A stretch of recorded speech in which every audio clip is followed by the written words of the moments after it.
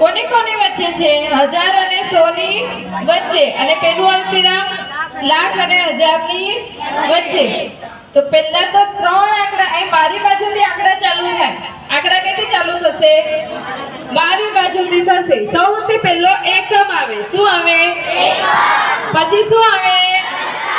પછી પછી પછી પછી પછી 10 લાખ. તો અહીં દેખજો ધ્યાનથી, એકમ ને દશક ભેગા બેઠા છે. હને? એકમ ને દશક ભેગા છે. 100 ની જોડી છે? નથી. એવી રીતે 1000 અને 10000 જોડીમાં બેઠા છે. હને?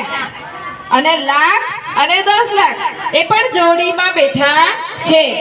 તો જે જોડીમાં બેઠા છે ને એને આપણે જોડે વાંચીશું. હને? જે જોડે બેઠા એને જોડે વાંચવાનું, અને જે 100 છે ને 100 એને અલગ વાંચીશું. પડે છે ખબર? હવે તમને બધાને ખબર છે કે જો 2 આંકડા હોય, હને, એ એકમ દશક કહેવાય. 3 આંકડા આવી જાય તો 100 ઉમેરાઈ જાય. હજુ એક આંકડો ઉમેરાઈ જાય તો 1000 આવી જાય, અને બીજો હજુ એક ઉમેરાય એટલે કે 5મો આંકડો ઉમેરાય તો 5 આંકડા સુધી તો 1000. હને? પછી 6 આંકડો આવી જાય તો લાખ પર પહોંચી જાય સંખ્યા. તો અહીં આપણે તમને જે આંકડા વંચાય ને, જો લાખ અને 10 લાખ છે ને એને ખાલી લાખ વાંચવાનું. શું વાંચવાનું? ખાલી લાખ.